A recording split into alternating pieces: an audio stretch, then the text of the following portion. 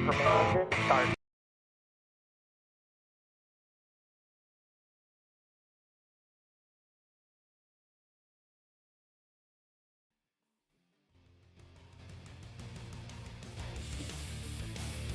Now I believe it is RealTuners Radio. Welcome back, everyone. How's it going? It is Wednesday. I always know it's Wednesday. May 19th, 2021, episode 155. Tonight we welcome special guest Brian Tooley of, everybody knows Brian Tooley Racing. Like 3/4 of y'all, when I tune your stuff, have BTR parts on your projects. So we finally get to talk to the guy tonight. We're extremely looking forward to that. Obviously ready to take questions on both the YouTube chat and the Facebook chat. So, without further ado, let's see, what are the current events? Anything explode this week for you, Mike Perduto, or anybody else? Not really, man. Just remote seems to be all the key lately, dude. Non-stop. I'm feeling it, keeping busy. Sorry, changing my name and stuff. I didn't change that. Did you change that? No, I changed it back from Mike I Read Plugs to... Did you think it offended me? No, not at all. I was reading plugs for the last couple days on an outboard motor. It consisted of lean it out until the ground strap goes away on a pass and then put it back in. That was basically it. Let's see here. So, cool. Hang on just a second. Let me do a check on the server real quick, make sure.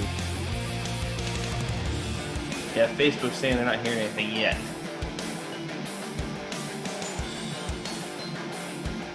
Talk amongst yourselves while I go click a button over here. Hold on. Brian, if you don't know, so we have this thing on the podcast. Every time we have a technical difficulty, everyone takes a drink, just so you know. Oh, okay. All right. We almost had horrible technical difficulties. I couldn't get a hold of our producer. Jason runs his stuff from the other seat, and he works remote some nights.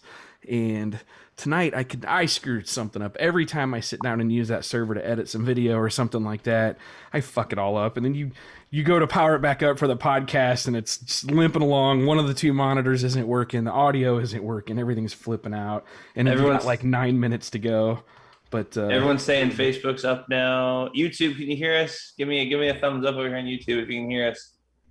Yeah, let us know if you can hear us. I'm sure they can. Make sure it's all solid before we continue. Looks like it is.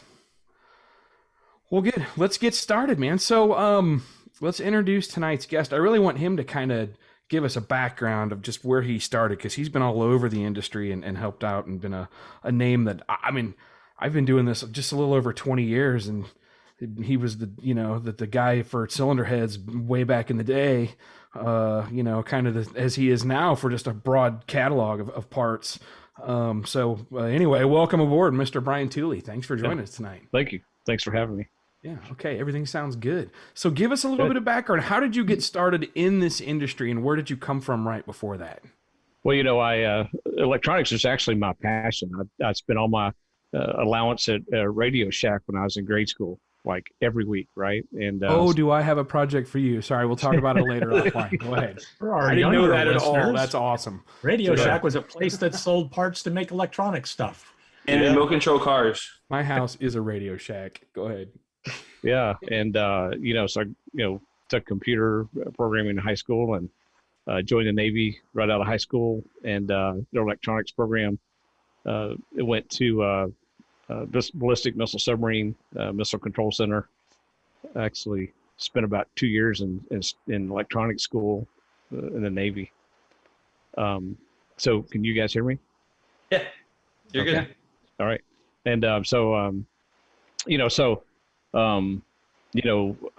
really in electronics. And then when I was 18, I joined the Navy, got good pay, and bought a brand new Z28 off the showroom floor, 1983, and just fell in love with that car and performance, and really became a gearhead. And when I got out of the Navy, I had the opportunity to go electronics or multi-craft maintenance in a factory, and I went multi-craft maintenance and learned how to TIG weld and stick weld and run a mill and a lathe, and and then that factory was actually bought out, and I worked there 4 years. They gave us 4 months severance, and I took my 4 months severance pay and bought me a flow bench and started heads. That was 1993.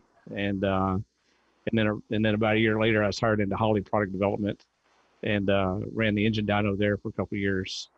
I did all the Systemax. If you remember Holley making cylinder heads, you can blame me for that. Yeah, I screwed it up real good. It's kind of interesting, but anyway, after a couple of 2.5 years or so at Holley, decided to go back into self-employment, and by about 2001, bought a 5-axis CNC, and then 2004, sold that business to.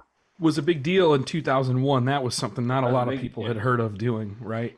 It really was, because in 2001, I'm telling you, I was porting heads for Bischoff and Proline, and I mean, hardly anyone had a true 5-axis simultaneous, because back then there was this thing called a Millport Rhino machine. That's what Fox Lake had back then, and it was 5-axis machine, but it would only machine in 3-axis. The fourth and fifth would only position, machine in 3-axis, reposition, machine in 3-axis. So it was very crude machine, very crude ports. And it's really a blessing, because in 2000, I applied for the $80,000 loan for a Millport and was denied. And then the next year, in 2001, I applied for the $250,000 package and was approved. But we also did some interesting, financial things. We actually was 4 different loans, 3 leases and a loan. So that's what it took to get it all done. But got it done, and it was tremendous. And of course, obviously, by 2004, sold that to Summit Racing Trick Flow, and then worked there until 2010. Left there, had 2-year non-compete, and then started BTR in 2012. And of course, just thinking about my history with Trick Flow and everything, the guy that sits in the office beside me is Rick Smith, the founder of Trick Flow, who mentored me in the 90s. And has just been a tremendous Christian friend, for 25 years. It's just incredible to get. He actually tried to hire me in the Trick Flow in '96, and then they tried to hire me again in 2000, which is ultimately what led them to buy my business in 2004. And so getting to work with him every day is just a pleasure. Getting to work with James Short every day. Man, if you can just surround yourself by just a few guys you love, you've got a pretty good life. That has been my experience. It's a lot easier to work with a team you like working with, and you guys are learning together and doing things together, making things happen. That's cool. Good story. So BTR's been around since 2000. Don't blow up James Short's head. What? Go ahead. What's that? I didn't hear it. Oh, don't say good things about James. His head will get big. Right. That goofy dude's already got an oddly shaped head. Might pop it in normal shape. So, Brian, you're the quintessential serial entrepreneur. Build a company, sell a company, build a company, sell the company. Now, BTR has been going for how long? Since 2012. Since 2012. So, 9 years. Here we are coming out of the pandemic. If you're like most people in the aftermarket, your business actually got better in the second half of the pandemic. It got better almost immediately.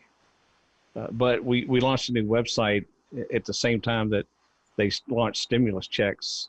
I mean, the day they launched stimulus checks, our business was up 20-30% the next day. And the money went for a good cause and good stuff. That's right. Yeah. When you're in e-commerce, you see effects of things immediately. They're not delayed. So now you mentioned the e-commerce side of things. Now that we're at this phase, are you seeing any shift in how the business is coming in? Anything that indicates to you that it's time to make any sort of pivots or changes in the business or the product mix or those sort of things? Well, I think you have to constantly evolve, grow, change. Absolutely. Yeah. I mean, if you're not doing that on a regular basis, you're becoming a dinosaur, no doubt, in any industry, I would think, because every industry is extremely competitive. And so we're actually pivoting kind of as we speak. Well, I mean, you can either be Amazon or you can be Sears. Those are your 2 options. Yeah. Are we allowed to ask what some of those things might be? Obviously, you don't want to give away all the trade secrets and the new special secret stuff, but are there some things that you'd like our audience to know about coming up? Obviously we're still working on lots of new products. We have lots of new products in the pipeline. It's very interesting. We run product development using that task software, Asana, and you go to our Asana, and it is literally like 30 or 40 projects that are, there's the green lighted projects at the top, which is probably 15 or so, 20 maybe. And it's just amazing working on all these different products, a lot of them at the same time simultaneously, because we don't actually manufacture anything, because we do the design work, so you can design something, obviously you got to get samples, you prove out your samples. We came out with LS1 rocket arms. So now we've been working on that LS3 rocket arm, for many months. We got samples, and the samples weren't finished right, so we put them on a spintron anyway. And then, the valve tip durability didn't go well. So, okay, well, come on, manufacturer, send us another sample batch, so some of this stuff really tends to drag out. So that's why you can work on so many different projects at the same time. But then, the big pivot stuff is absolutely confidential, because, because your competitors must say, oh, wow, well, yeah, we should do that.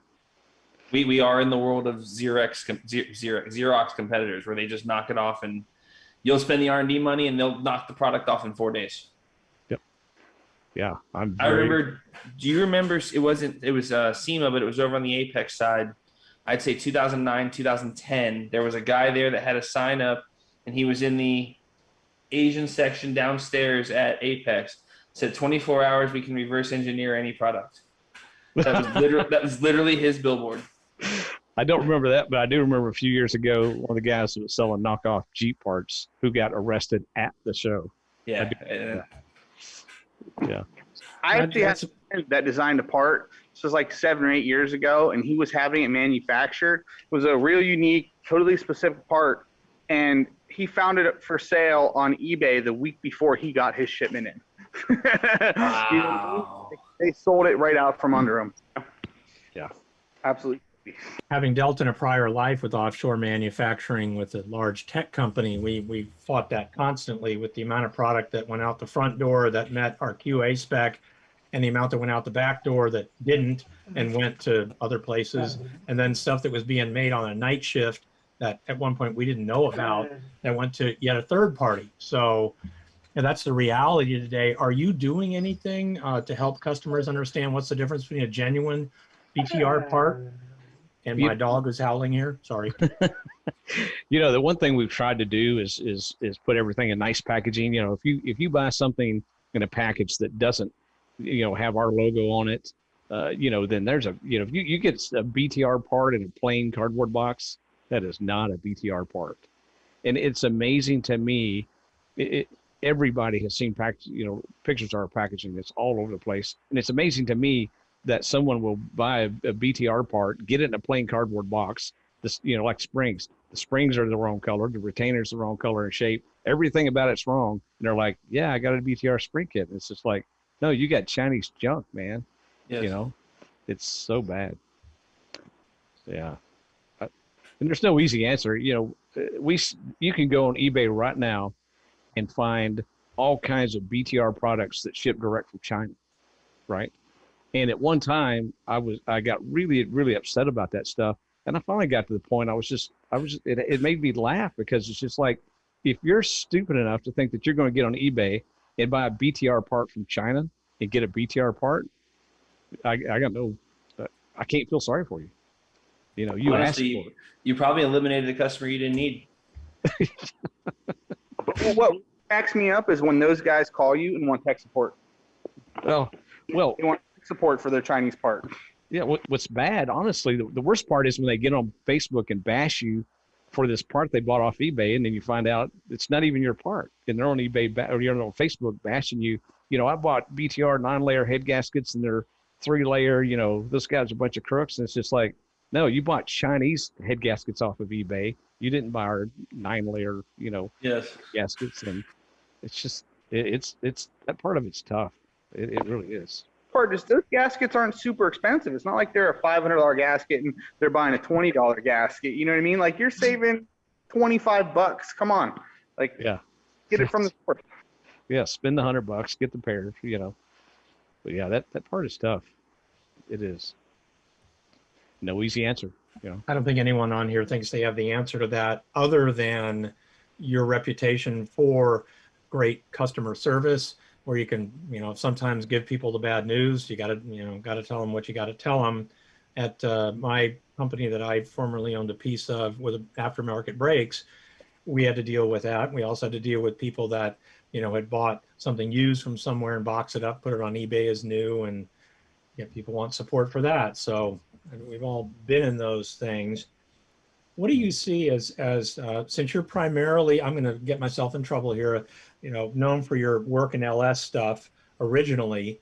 What do you tell people about the evolution of how should they be looking at building their combinations, you know, to get the most bang for the buck, but also literally the most horsepower and reliability for the buck? What do you think the keys to that is? Well, I mean, obviously the number one thing is buy from someone with a proven reputation for doing that well, right? It's just like cylinder heads. You know, so many cylinder head options in the world right now in the country, and lots of good people with good reputations, and go to those sources with good reputations.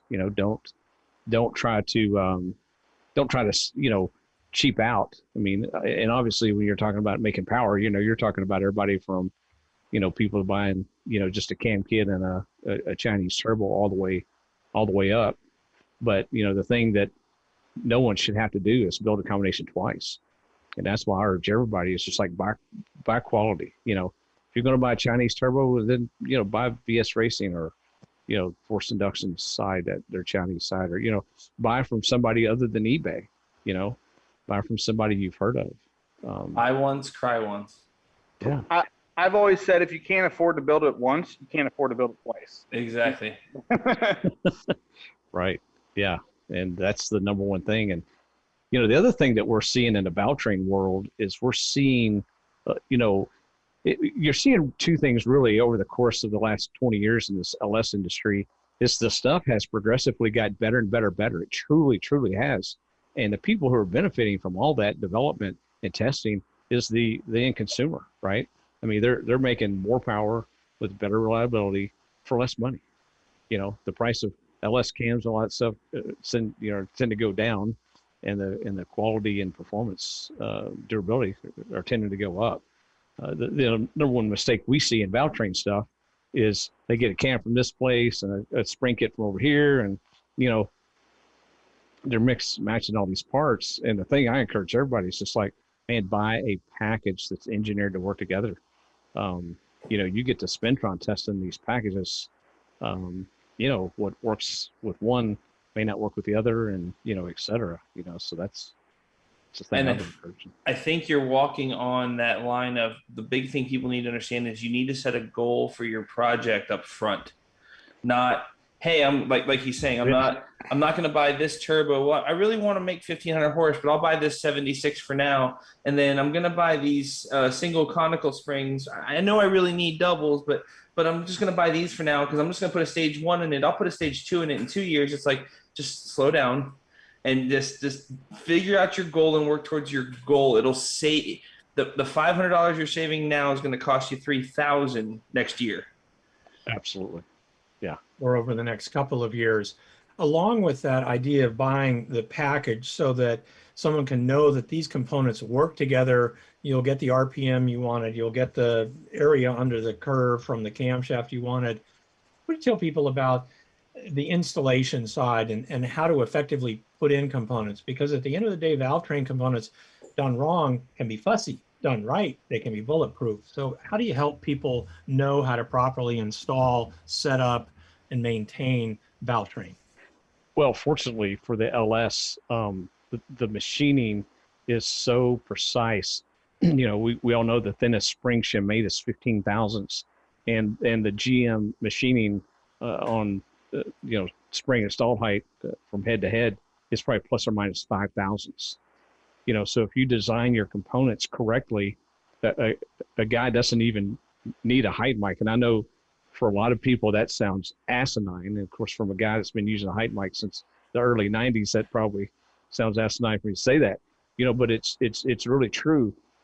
It's so consistent that whenever somebody calls and they say, well, I got 1/700 installed height, or I got 1/900 installed height, we know right away they've done something wrong. And usually what they've done wrong is they've either taken a beehive height mic and they're on the inner step of the retainer, and so they got too short of installed height, or they've got a regular inch 550 type height mic, and the retainer's falling down inside of it, and now they got a false high reading.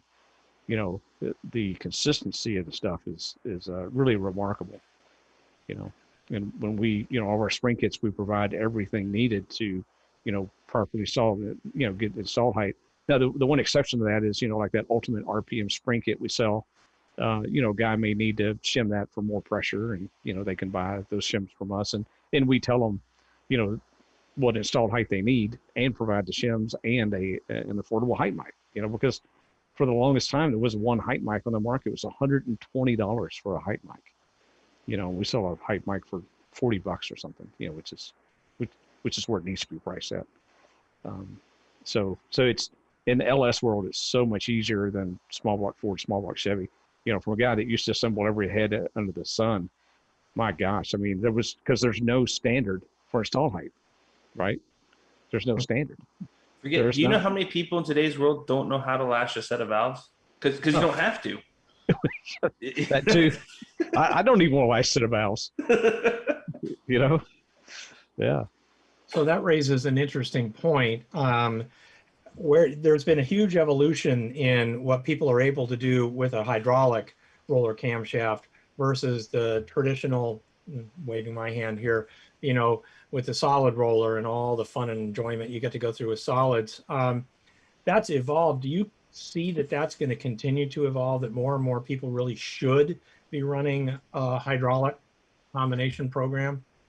Well, I have seen guys switch from hydraulic roller to solid roller by just changing, rock, lifters, rock arms, just the top end, keep the camshaft, the hydraulic roller camshaft, and just go solid roller with that. And I've seen guys, go from a whole hydraulic roller to a whole solid roller setup and everything in between. And, what has happened, in my opinion, is when you look at cylinder head development, if you had a good cylinder head, it flowed 250 CFM at 400 lift. Well, by the time we developed those trick flow 245 heads in 2007 timeframe, those heads were going almost 300 at 400 lift. Well, when you got that type of mid-lift airflow, you just don't have to open a valve very far or very fast. Because each cycle you have an average open quantity of a lot, right? It's not really about peak. Am I wrong in that? Or yeah, absolutely. Yeah. Your area under the curve, or that flow curve, is so high that you can make so much power. Well, look at James Short. Make 2,400 to the tires with 630 lift. That's crazy. If you told somebody 20 years ago you could do that with a hydraulic roller LS, they'd be like, there ain't no way. No, I remember when we thought there was a limit way lower than that. That's crazy. Yeah. And so it's, and I'm in the same quandary because I've got a 427 X1 F1 X-12 engine, and we back-to-back tested hydraulic roller versus solid roller on our engine dyno, and we went from 630 lift hydraulic roller to 750 or so lift solid roller, and gained nothing. The thing solid roller right now, I stick it in this C6 Corvette I've got, and it's got the big blower drive on it, and I stick it in the car, and I'm like, I don't even have a way to roll the engine over, unless I gotta, get get it wired and stuff, so I've got a, bump switch. I can't even turn the engine over to lash the valves. I'm thinking, well, this is stupid. I need to just pull the solid roller stuff off and switch it over to hydraulic roller and be done, So it's that must mean your hydraulic events are on point then, if it's doing that well compared to the solid stuff. Yeah, we see that over and over. Jesse Coulter's Grill Street, Extreme Street combination. When we won 4 championships there 3 years in a row, and we switched him. Same thing. We switched him from hydraulic roller to solid roller, and maybe picked up half a tenth. Wow. And it's just, we see it over and over. But that's also a trick flow head. So it's a head that flows great to 600 lift, and it's kind of done, so that could be a function of, that head for sure. Does the development of race parts or supporting the racers like you do, does that help in the marketing? I mean, most of your customers, are at least from what I'm seeing doing tunes, almost everybody has, your stuff on their LS. And I see a lot of street strip type cars or street vehicles that are just real fast. Does that development translate for you well to your market? Absolutely. Absolutely. I mean, because everything you learn, on those higher end combinations, particularly a higher end hydraulic roller combination, man, that translates right over, and you're going to see, because, a 76 millimeter deal like that years ago when we were racing that thing, hydraulic roller, and he was turning at 8,000, 8,500, we saw some things, some unhappiness in the Valvetrain, that, really kind of helped us head off future problems for everyone, and so, yeah, that stuff is so important. I mean, it's funny because, those engines is what we call a loaner program, right? We build them and we loan them, and then you get two benefits. You get one, advertising if they do well, but two, you get the product development feedback. And for us, I feel like it's been tremendously helpful, whether it was him or, the McCain boys with Bowser. I learned a ton with those guys. I learned, we went from a 427 to a 447, short deck to tall deck. And, tall deck, you put a longer rod in that thing, and guess what? All of a sudden, that thing wasn't happy. We kind of changed some camshafts, and finally, they were like, hey, is our rod length too long? And I was like, well, hey, let's go back to the rod ratio we had in the 427. Fixed it, right? And, there's lots of things that lots of people know that I may not know. And so, when you figure those things out, it's good for everybody, because now we're selling, we just ordered 5 sets of those 447 pistons because we got all these people wanting to build nitrous 447s. So we know what rod to not put them in, right? So all that translates for sure. So there is something to this dwell time at TDC. Is it that, or is it how the piston speed behaves, coming over the backside? It's dwell time at TDC, in my opinion, because when you look at, if you've ever seen a graph of the expansion rate of a boosted combination in terms of cylinder pressure, and then a nitrous combination where it reaches peak cylinder pressure so much faster, it made sense to me that the dwell time, hurt the combination. And the only thing we changed was we went to a shorter rod, same compression, same everything. We didn't change anything and fixed it, and so, so not pretty much not a question in my mind about that. Well, because a shorter rod is going to increase your peak piston velocity, right? So, you haven't slowed the piston down, you sped it up, but you've reduced the dwell, which is key, the nitrous engine, because it's developing so much cylinder pressure so quickly, Oxidize your life. That's what we've observed too. Those of us that get to look at occasionally at combustion pressure, that's an interesting observation that I had not thought about. The concept of how long the piston's hanging out at TDC there while that giant pressure rise is happening. That's why timing is, in my observation then, or my opinion, would be why timing can be so critical in a nitrous engine. Like, you ride it right to the edge and gain power all the way to the point where you gain a purchase order for rods and pistons and stuff from Brian on Monday morning. Knock the ring lands out of it. Yeah, that's a good, At least. that's a good theory. Good for the parts business. I guess it is. Let me ask you this, Brian. Does it bug you, or is it annoying when your combo that you figured out, 2 years later, 3 or 5 other manufacturers are selling kits or parts or stuff that is basically a copy of that tech? Or what's that? How do you deal with that, like, mentally? I'm curious. It's very interesting because I've always been probably too open with what I know, and I love educating, and I love sharing. And I have people work for me that beat me up about that on a regular basis. And, technology moves at such a fast pace, right? I mean, it's just like whatever whatever package you're selling today, man, you're working on the stuff that you're going to be releasing next year. So by the time they copy you, you're still a year or two ahead on a lot of stuff, so it really doesn't bother me. And it's interesting because I was reading an article about Toyota, and Toyota, whatever the guy that was so smart that, built Toyota in Japan in the 90s, had invited people from General Motors to come tour their plant, and he showed them a lot of stuff. And a lot of people around him was just like, "Oh my God, what are you doing? It's crazy. Why are you teaching them what you do and how you do it?" And he said, by the time they can implement that, we're going to be way ahead of them still, And so, I love sharing, and that the only thing that really bothers me is when you do something that's really, really unique and it's copied. Like when I was at TrickFlow and 2004, 2005, when I first got there, they're like, "Yeah, we're going to do 13.5 degree geometry," right? Because Cathedral head was 15 degree. That was the only head out there. And I was like, I love it, right? Because no one can digitize your portrait chambers, and lo and behold, a couple of years later, a manufacturer was out there with a 13.5 degree geometry head, and I'm just like, you got to be kidding me. So that stuff, when it's that specific, that kind of hurts, We've all had that happen. Lots of us here. So I feel that. And you're like, all right, whatever. The worst part is if you don't get credit for it, I guess. But anyway. Well, sadly, it's part easier of to dealing with copy a tune than it is even to copy a camshaft. So I'm thinking about Nagel's intake manifold debacle or whatever. We'll talk about that afterwards. But that one was quite interesting.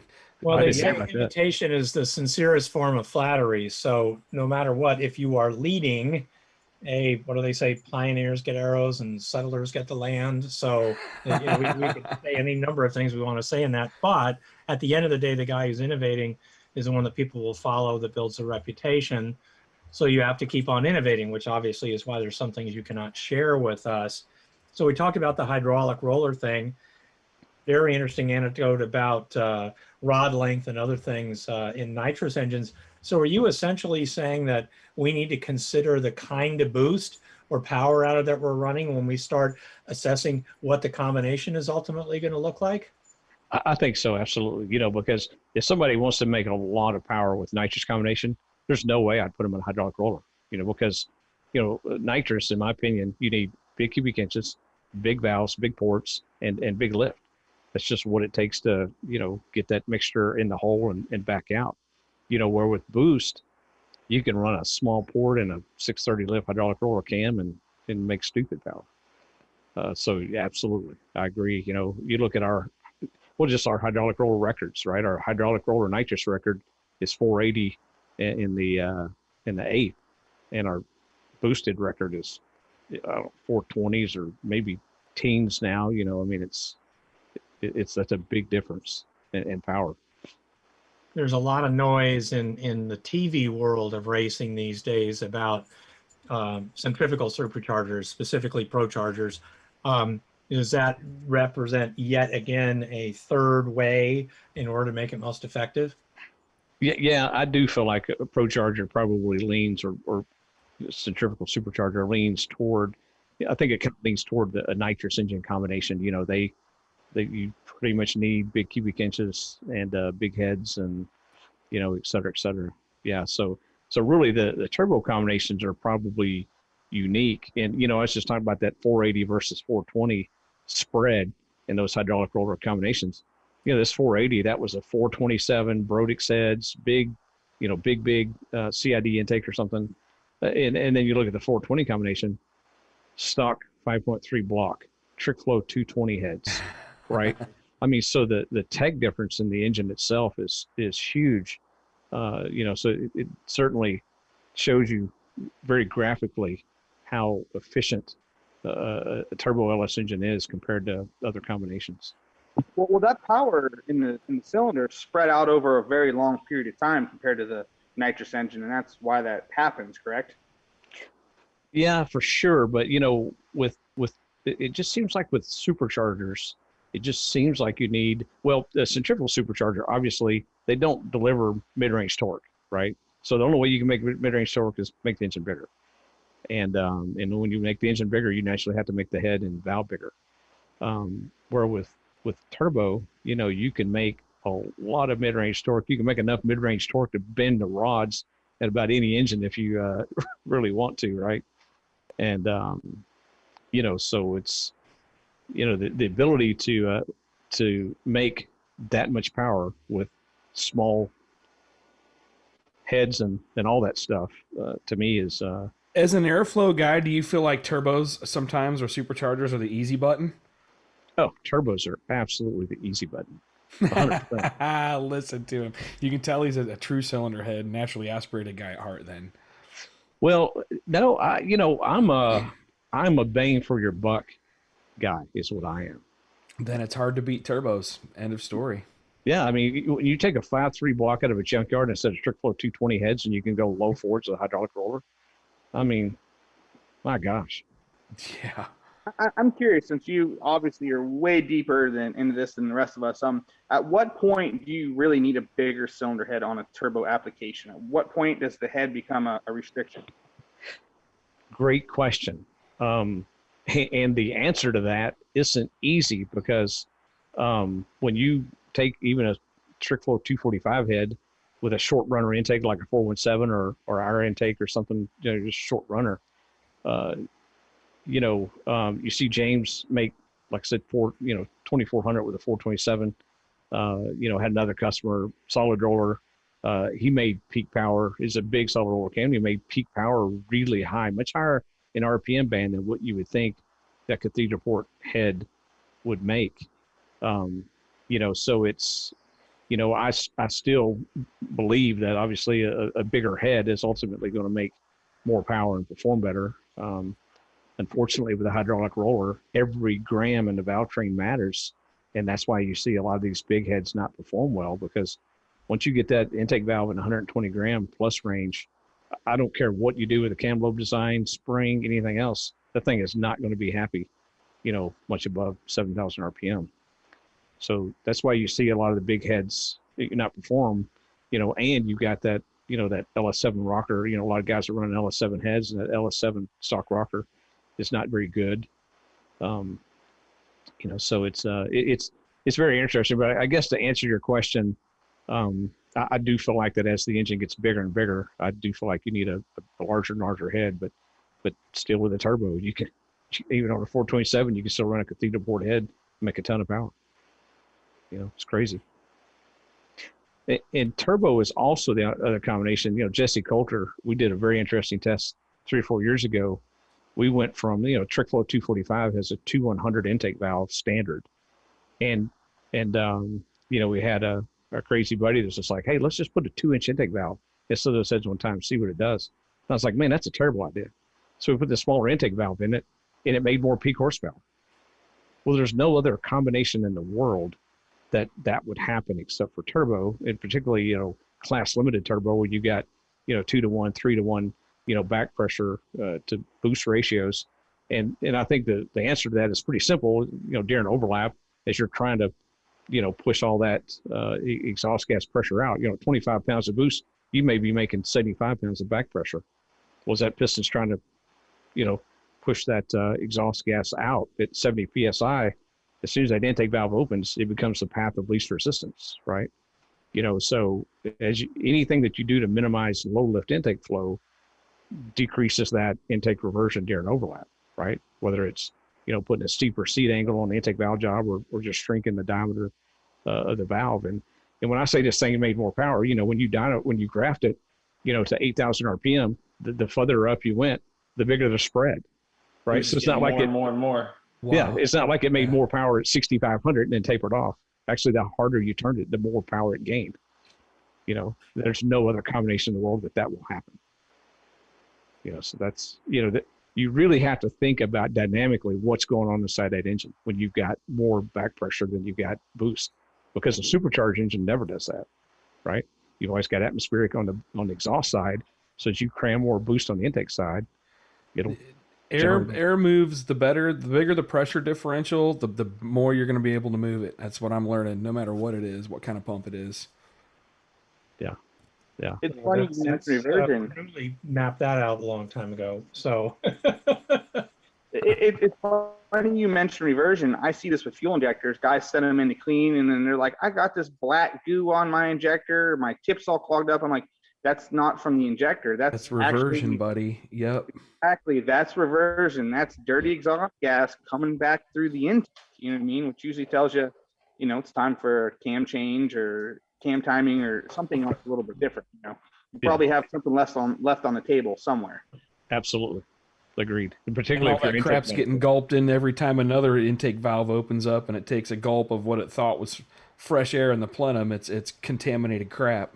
And the funny thing is that contaminated crap is most people don't realize that oil and all that stuff is like the anti-octane booster. That stuff promotes detonation. Oh, it's horrible. Very quickly. Yep. Always laugh at people like, you see that car that's still running with the blown up turbo, it's going to have a blown up motor here pretty soon. You know All what the I mean? good stuff is used up. That's right. Exactly. Yeah. Sending all that dirty stuff right through the motor. Just waiting to let the smoke out. So does that imply that with these turbo motors and go in that direction, if you achieve that with a smaller intake valve, you might want to increase the curtain area on the exhaust? Well, we've not seen that. We've not seen exhaust. As a matter of fact, this story goes all the way back to Steve Petty and who's his partner we ran the small block with? Tim? Who do you run the small block Ford with? You guys remember? I can't believe I'm drawing a blank on his. I Yeah. feel horrible. He was a machinist at Proline in the early years, too. Yeah. Anyway, so they run that small block Ford, and one of my customers went out and beat them. And Steve called me, and he's like, yeah, your customer, just ran out run us. So I was like, yeah. He's like, I'd like to buy a set of those heads. I was like, okay. And he said, what's the valve diameters in that thing? I said, well, it's 2,200, 1,600. And he said, well, that's all wrong because we're running 215, 165. And I said, okay, well, that wrong shit just outran you. So, Sorry. You tell me. Right. And so we sent him a set of heads, and he called me back. He said this thing spools faster, runs faster. It does everything better. Well, I think that's what people miss. It's not about right or wrong. It's what's right for that combination. Yeah, which I like. Figure out the right parts combination and develop your theory later. A famous Shane Tecklenburg line that holds true in so many areas. Yeah, the thing that everyone has to remember with wedge heads are really a pretty poor design, right? The Hemi head is so much better design because as that valve opens, it's opening away from the solar wall dramatically.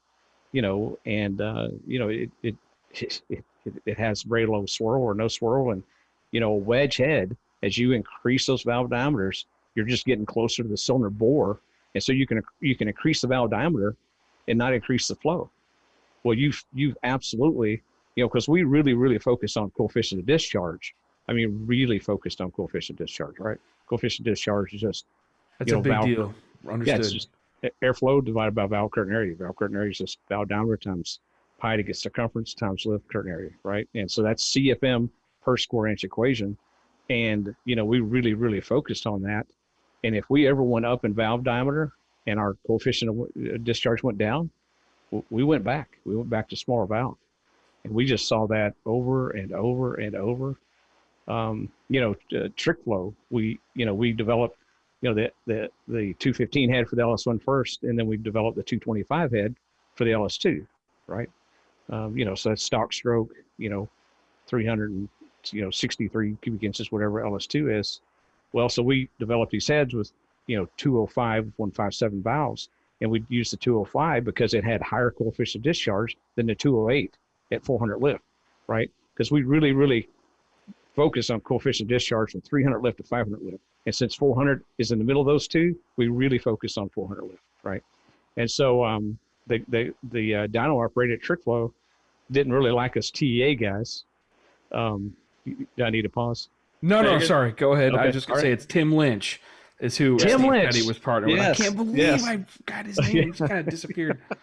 Sorry, Kevin Smith, KSR, by the way. Congrats. If you guys saw, he was listening tonight. He's the guy that just helped Cletus finish his El Camino that they did. But anyway, thank you, Kevin Smith. I can't believe I forgot his name. Yeah, very cool. So, so anyway, so the dyno operator trick flow didn't like us TEA guys. Of course, we're a bunch of rednecks from Kentucky and, in northern Ohio there. And so he built a 402 to test these LS2 True 25 heads And then he pitted them against an AFR 225 that had 208/1600 valves, right? And I'm like, well, wait a minute, this is not fair. We developed this thing for an LS2, not for a 402. We got these smaller valves and the AFR's got the bigger valves. It's not fair. And they ran the test and we beat the AFR head by 20 horsepower, which was significant in back-to-back cylinder head testing, And so, we just saw, we saw higher coefficient of discharge make more power with this hydraulic roller stuff, just time after time after time after time. It just works. But Brian, I'm gonna change gears on you a little bit and answer a couple questions. Pro Stock John out there asking, how do you feel? This is going to be a split decision because there's people in here that aren't too keen on the new direct injected stuff. I happen to be a fan. And how do we feel about the LT stuff and where the LT stuff is going now? Man, well, so this is a great question since we spent the last 7 months developing L83 and then L86 LT1 camshafts, right? I just put one of those in my truck.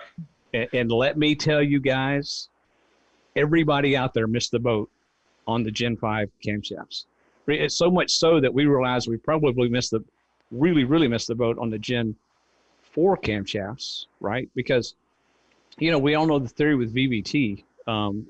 First off, you put the engine on the dyno and it makes 70 horsepower more than a Gen 4 5.3. Well, how can you not love that? Unless you just hate horsepower, right? That's an awesome engine, right? And then, and then we got to, one of the things that we did was we looked at where the stock cam closes the intake valves on the L86 and L83, and what we found shocked us. And then I called, acquaintances that we compete against that we're friendly with, and it's like, hey, have you ever actually degreed one of these stock camshafts, see where the intake valve close? Nope, never checked it, because the actual stock close is shocking. Shocking. So, we were like, okay, so we're like way off from where we thought that we were 10 degrees off from where we thought this thing would close.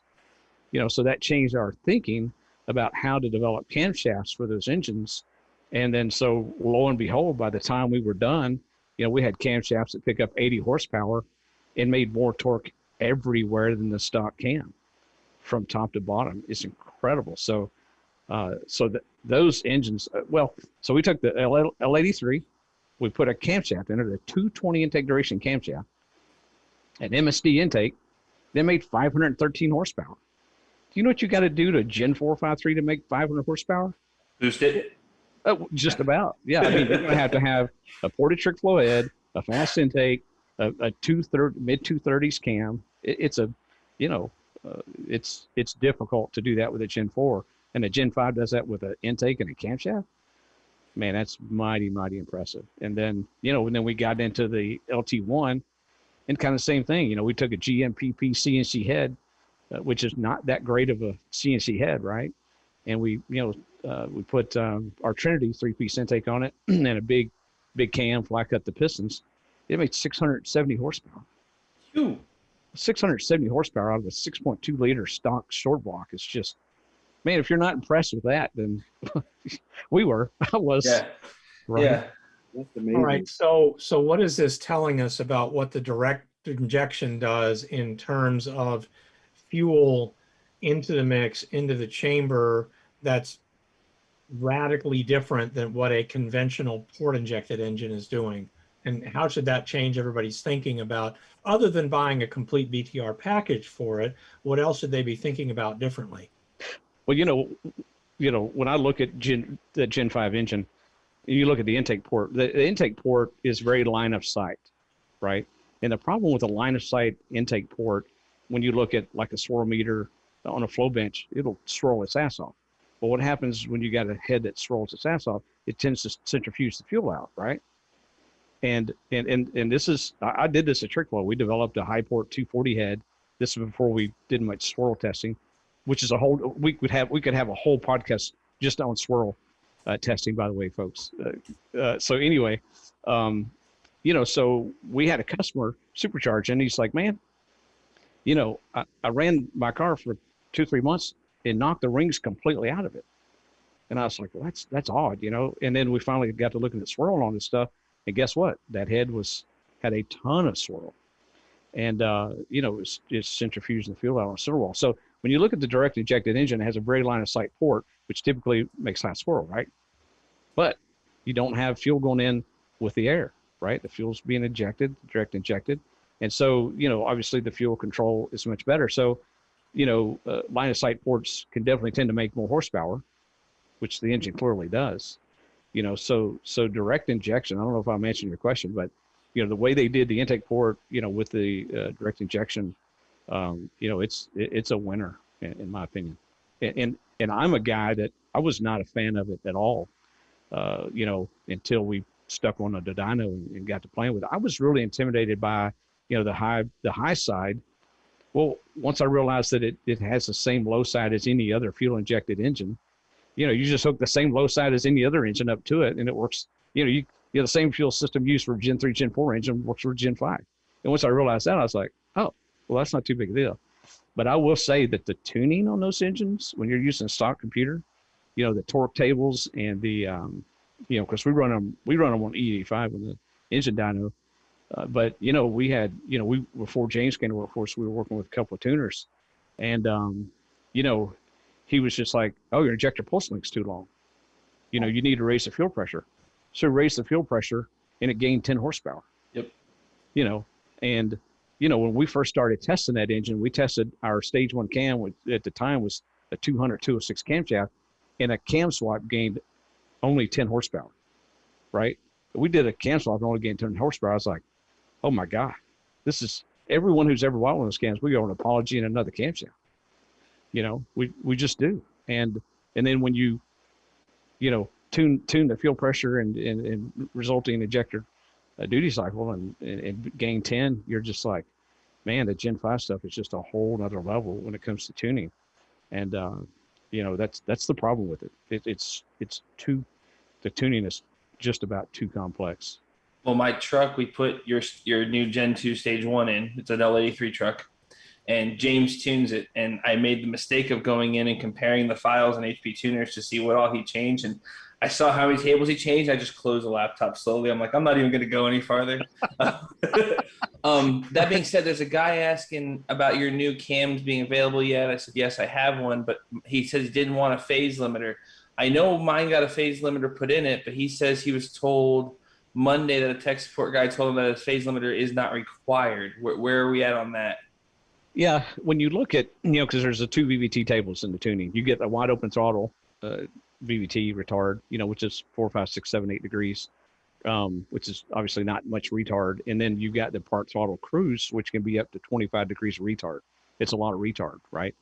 But those cams, even if you retard them 25 degrees, the exhaust valve will still not hit the piston. It still has like 150 thousandths piston valve clearance on that exhaust side.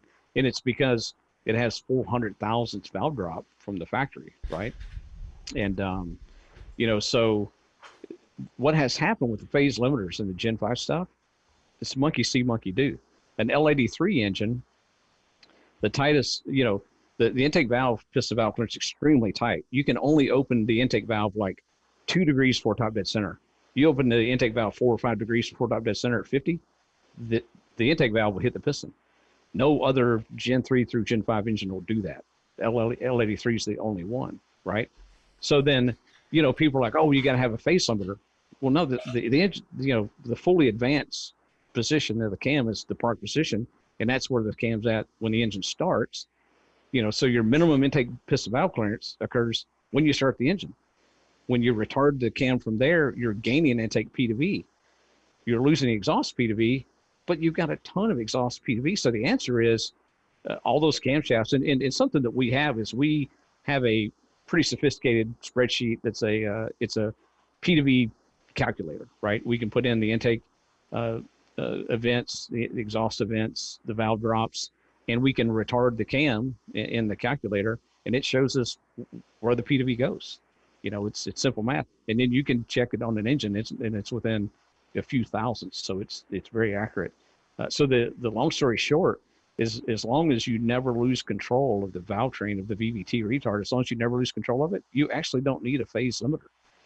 But everyone in the country, everyone else that's selling camshafts is telling all these people, oh yeah, so you go bigger and bigger cam, you got to have face limiter. By the time you get to our, 220 cam, you got to have, you got to lock it out.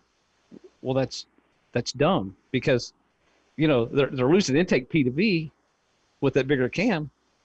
Well, locking it out, it doesn't do anything, right? It's like, if you don't lock it out, you gain intake P to V. If you retard it, you gain intake P to V. So it's pretty amazing what's happening in the Gen 5 world with the monkey see, monkey do phase limiter stuff. Some of these guys really need to start checking P to V and then running some math on this stuff to actually understand where it's at and what's happening. Because isn't that sort of tradition around those decisions? Pardon my dogs.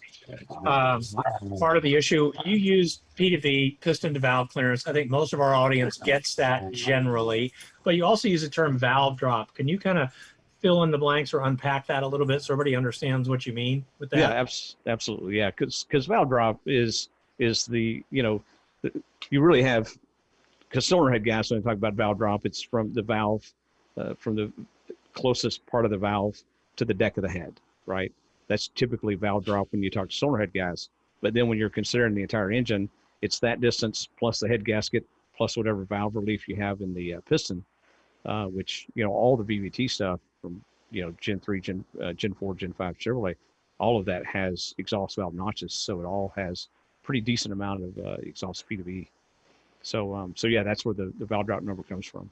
And to put the valve, to put numbers to all that, L83 exhaust valve drops about 400 thousandths. Intake is like 120, which includes the head gasket, right? But it's because it's got a dome on it that sticks up. I mean, it sticks up 200 thousandths off of the flat part of the piston, and that's actually the dome that's sticking up is actually where the valve hits. So if you just knock the corner off that dome, you actually gain all the P to V you need just about, to put a, pretty big cam in. So it's really interesting, about P to V on that L83 engine and phase limiters and all of that. I have a question about swirl. Going back to swirl, do you think the combustion chambers or the shape of the piston, do you think that needs changed at all when you start, doubling or even tripling the at least the, I guess the, it's not obviously it's at a higher pressure, but you know what I'm saying? I mean, you're moving a lot more oxygen, a lot more air charge and air and fuel charge through there. Do you think that affects the swirl design, or would it need to ultimately? Well, the thing that because by about 2006, we saw a Charlie Buck head that had the 4-degree hemispherical dish in it, and we developed a program to do the same thing. That's when I was doing stuff with my cousin Sam Vincent, nitrous small block Ford stuff, and over time, my thoughts with chamber softening evolved, and I built myself a 427 when I was at Trick Flow in 2008, 11.5 to 1 compression. The thing had knock. And then by 2010, I built an LS-based 454, 12 to 1 compression, but I just softened the chamber by hand, just knocked the sharp, the edges off. And I knocked it off pretty generously. And that thing at 12 to 1 compression, you could dang near put 87 pump gas in it. It was unbelievable, the difference, just a little bit of chamber softening. So then as my thought processes evolved, I thought, part of the problem with traditional chamber softening is, you really have to understand, combustion according to Brian, right? When you bring two flat surfaces together, that being a piston and the quench pad of a combustion chamber, when you bring those things together, you are pissing off that air fuel charge, right? If you want that stuff to self-ignite, just do that, right? And so what you really need to do is you need to turn that from a quench pad into a squish pad, right? And the way you turn it into a squish pad is one of those has to be, angled, right? Well, obviously it's easier to angle the chamber typically than the piston, although you can obviously put a hemispherical dish in a piston that does the same thing. But then as my thought process evolved with chamber softening, I thought, what you really need to do is you don't need to move the charge to the center of the cylinder as much as you need to move it toward the exhaust valve. So actually about, probably 6 years ago now or so, the very first engine I ever built for Jesse Coulter, I wanted to test this new theory of mine as far as, the chamber and getting rid of the quench, turn it into squish, but getting the squish directed toward the exhaust valve.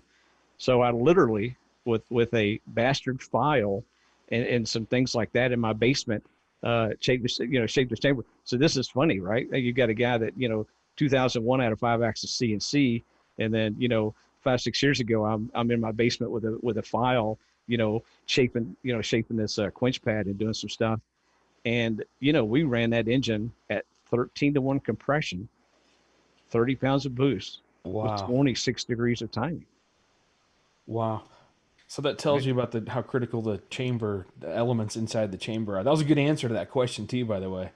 So, thanks. All right, excellent. Thank you. So, it's so amazing because it's just like I did this, and it's just like I'd never seen it done before, never seen anybody else do it. But I'm thinking to myself, how it is. Whenever you've got a thought, you can bet there's 2 or 3 other people out there with that same thought. Yes. Well, fast forward a couple of years, I saw a Visner head, and Visner done the same thing, and I was like, that is cool.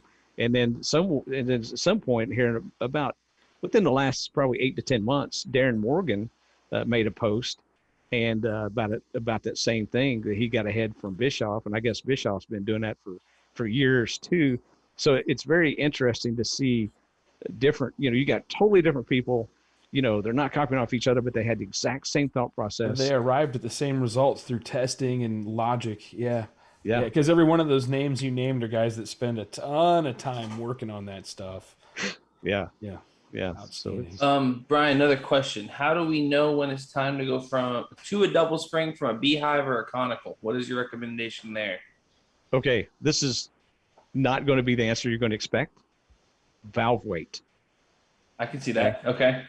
So if you got a titanium intake valve, LS7, for example, LS7 head, intake valve is maybe 80 grams, as long as it is, it's maybe 80 grams. You can put a dual spring on that, and it is happier at 7,500 than a conical spring, right? But then as you work your way up that mass ladder, from LS7 valve at 80 grams to, let's say, LS3 at 89, it's still real happy, but then you get, stock 2-inch valve at 100 grams, trick flow 2100 valve is 110 grams, L92 valve is 110 grams. That's kind of the limit, right? Well, then you go to an LSA intake valve, the LSA supercharged engine. People don't realize the valves in those engines has a thicker head, right? And that valve's 120 grams.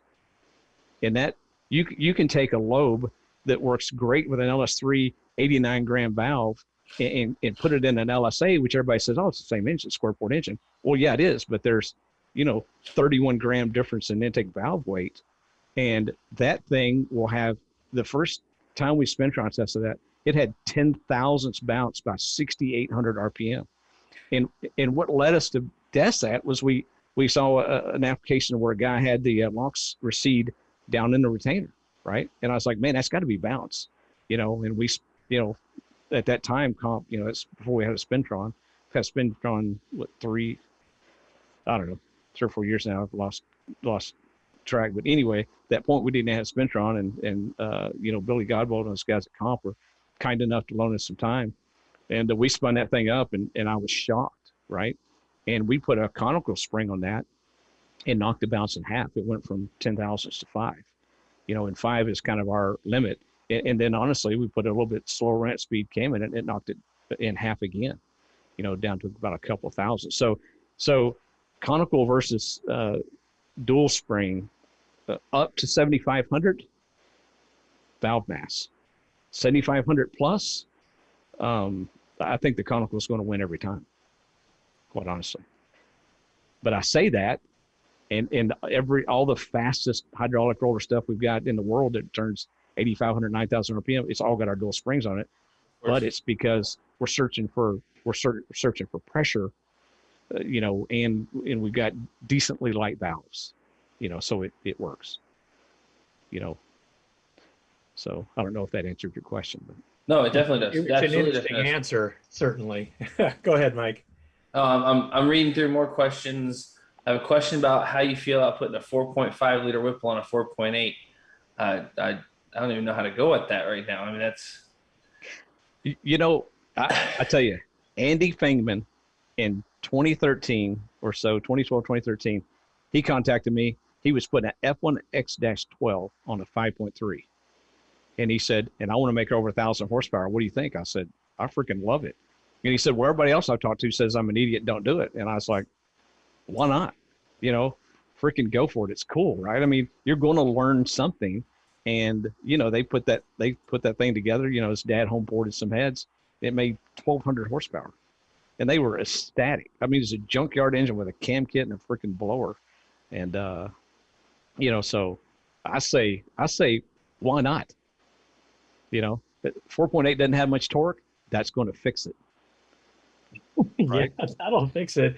Not sure how long, but it'll fix it.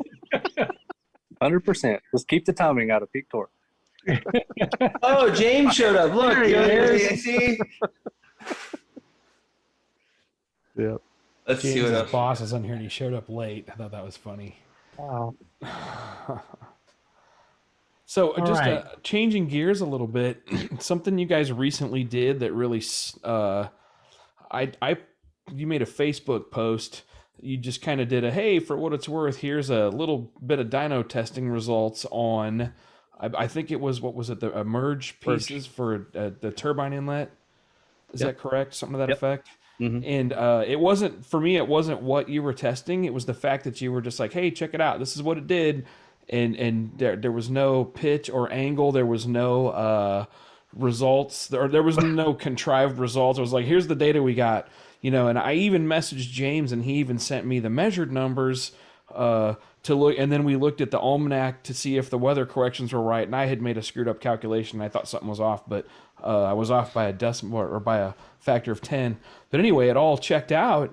And the thing I commented on, and we got a lot of positive feedback on, was that it wasn't a sponsored or no advertisements, no anything. No. So it really just kind of felt, for me as a guy that does dyno testing, it felt really legitimate. I was curious. We even had people volunteer to donate money and parts to do those things in the future. Do you have thoughts on, is that? Oh, I would love that. I mean, that would be like a dream come true, right? And first off, that test, we were all wrong. I was going to stop you there, because what's funny is everyone wanted to be mad at you because they thought you were like trying to sell Donnie's flange, and I wanted to respond with like, because I messaged you and I'm like, he said he like no, Brian was guessing that the merge was actually going to work better, but everyone wanted to accuse you of taking the product and trying to sell the product. It's like, no, actually he had it backwards. But whatever, dude, you can't argue with them when they get like that. There's just no point. Yeah. Well, and it's just a shame that you can't give free data and people say, oh, that's kind of cool, you know, and you know, and that's, you know, like my old buddy Richard Holder, you know, I sent him he was doing a magazine article test for Muscle Mustang back in 2004. That's how I first met him. And he was testing a bunch of heads, and it's just like, well, I didn't know him from Adam. I figured all those magazine guys were paid off. And, you know, we sent him a set of heads, and, you know, he called the phone one day and said, hey, your head's won the shootout. Right. And right then I was like, okay, this guy's legit, because I've never even talked to him on the phone, and I certainly haven't paid him any money, you know, and I think everyone loves just honesty, you know, in testing, in whatever, in life, right? Because relationships, everything is built on trust and honesty. And when you don't have that trust and honesty, you know, that's really where relationships start to break down. And so yeah, I mean, it's just, you know, what I should have said was, we tested this and we were wrong. That's the first thing I should have said, you know, Donnie's flange, because, you know, supposedly some guys at Holly tested that, and Donnie's flange was 40 or 50 horsepower down. And I just wanted to test it for myself. I thought just the nature of the fact that the dyno tests were unsponsored, unmotivated, other than for just like, here, check it out. We tested something that was kind of unique information for what it's worth. You know, take it and argue amongst yourselves. We'll have to organize something. If somebody has an idea for tests or stuff they want to see, let us know. Maybe we'll put something together and see if we can get some time on the dyno there, because that's some of the most helpful information out there. And I don't want your money and your parts.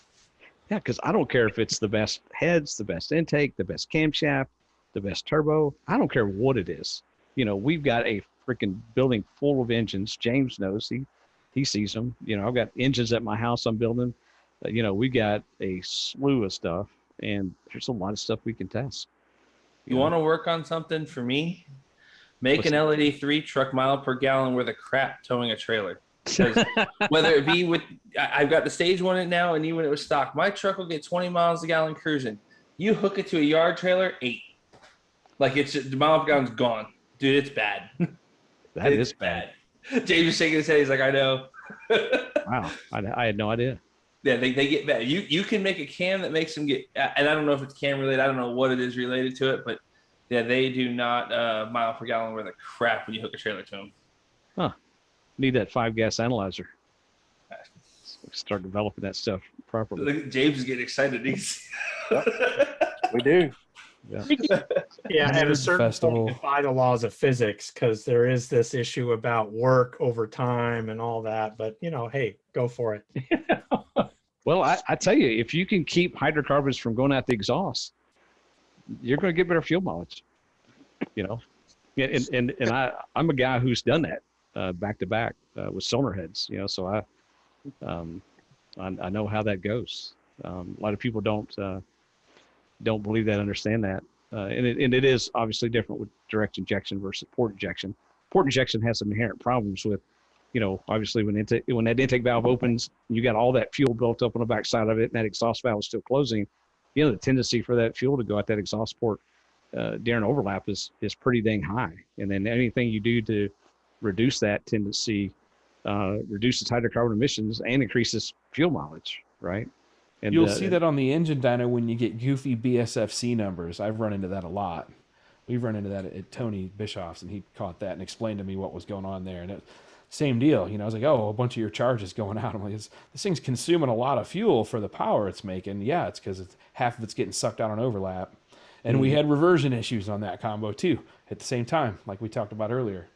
And that usually shows up that way. You see the float above the throttle bodies of the carburetors, and then and the stuff on the other side. The net effect, I think, that sucks about that is the cycle-to-cycle variance. Every combustion cycle, if one cycle is lean and then there's 2 that are fat and then there's 1 lean, you might get an average air-fuel ratio on your O2 sensors that hits a certain target, but you'll still get plugs that look weird, that look fouled or not, or burnt, that don't match what you're seeing there. And they don't sound right typically either. It's usually the kind of stuff I start looking for, anything that indicates that there's a cycle-to-cycle problem. So earlier, Hildebrand posted a question about could he be getting exhaust gas messing up his throttle position sensor? Process that one for a minute. How bad does it have to get that you're pushing that stuff out the throttle shaft bearing into the TPS, unless it's on something that uses a TPS in a different place that I don't know about? I have a sky question for Brian. So we've seen various announcements from various countries, manufacturers, that they are no longer going to produce internal combustion engines after 2030 or 2035, and we're already 2021 and counting. Do you see a day when BTR is producing hot rod parts for Teslas or whatever is the cool thing then? That phase out isn't going to happen nearly that quickly. Obviously, I have a very vested interest in what's going on with all that, right? And I've spent a ton of time researching, EVs, batteries, rare earth element, solid state batteries, on and on and on, because you have to educate yourself with all this stuff, right? And there's just no way in the world the manufacturers and the power grid it's just not going to happen. If anybody has anybody heard of the duck curve related to the power grid in California?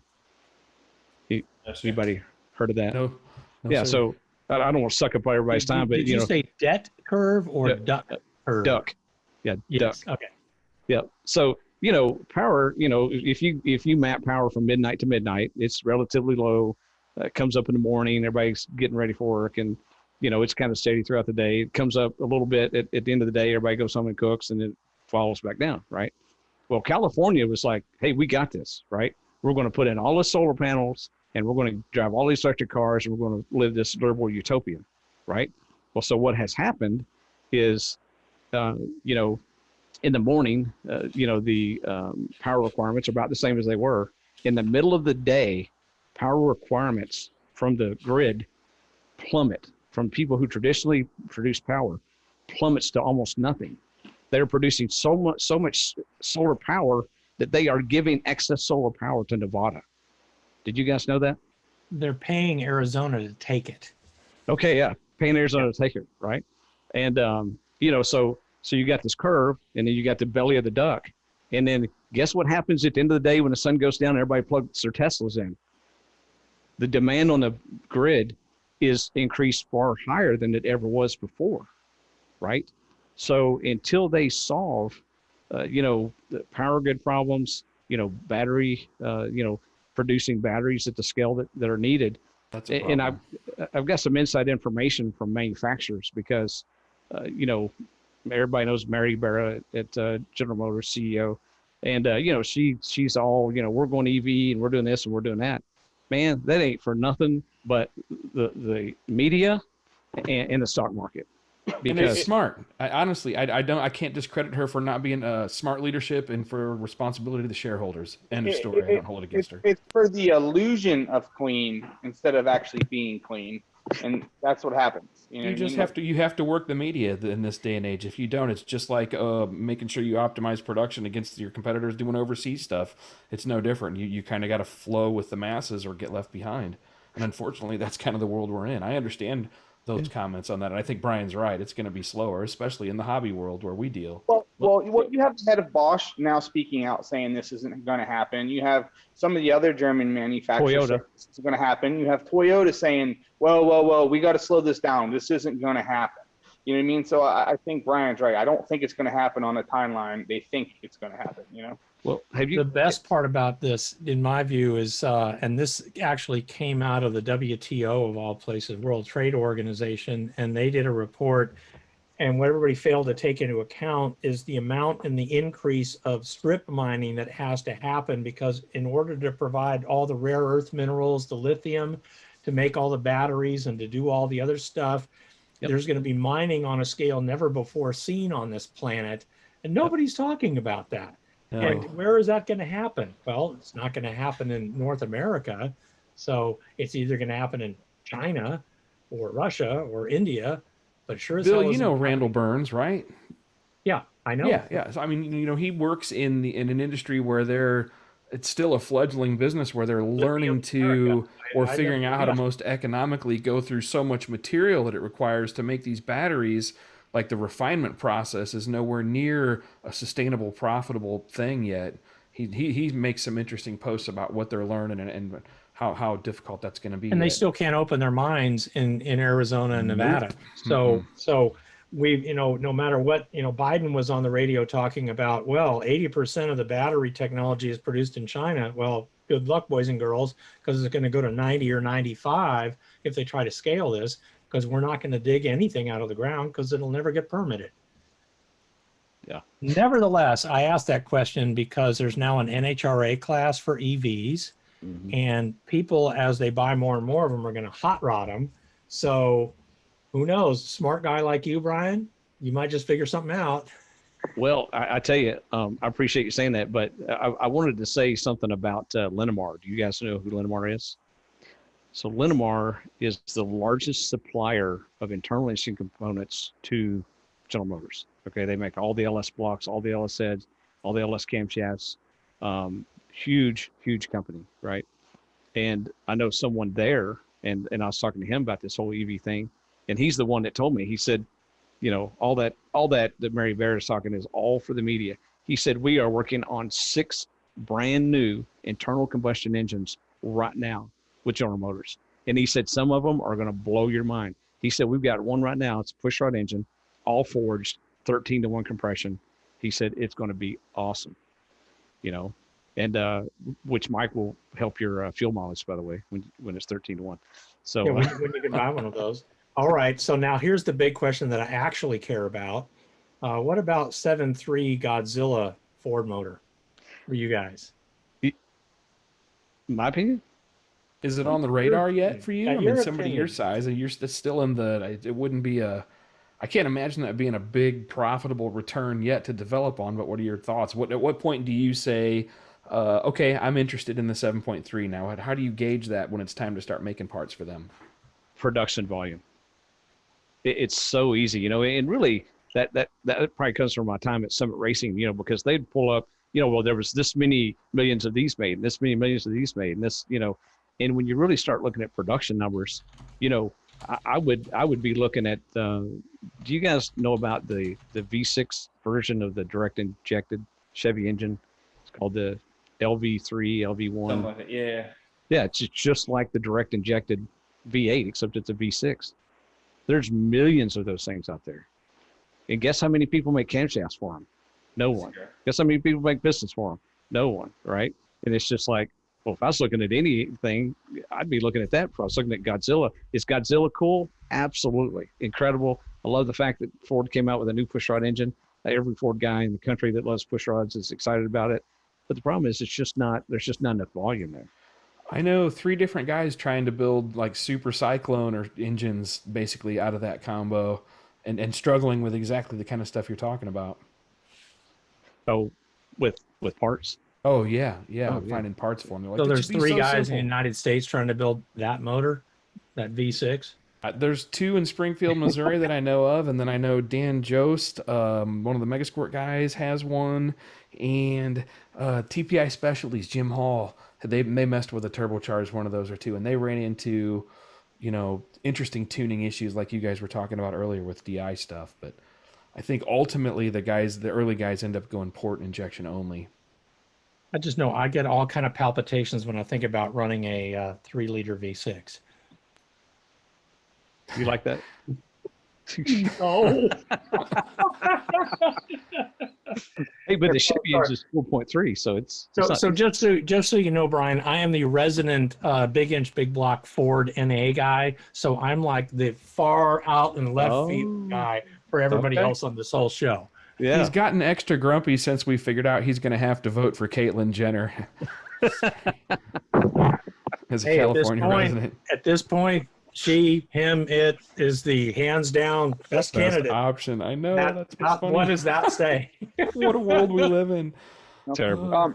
I'm curious. You mentioned the 5-gas analyzer earlier, and I wanted to hear your thoughts since we're already kind of on this subject. How do you feel about the EPA and our current point in time with, you know, what's going on in our industry? You know, what's your opinion on that?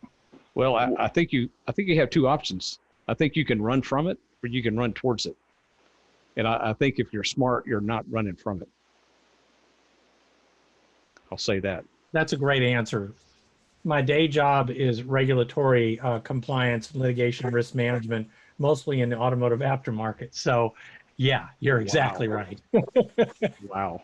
Did not know that. Yeah, that's cool. Yeah. You know, and it really goes, one of my favorite guys out there in the world is Warren Buffett, right? Everybody knows who Warren Buffett is. And one of his sayings is, you know, when everyone is scared, be bold. And when everyone's being bold, be scared. You know, and everyone's scared to death of the EPA. So it's a good opportunity to be bold, in my opinion. And of course, you know, you got to understand my background. You know, I developed a cylinder head when I was at Trick Flow.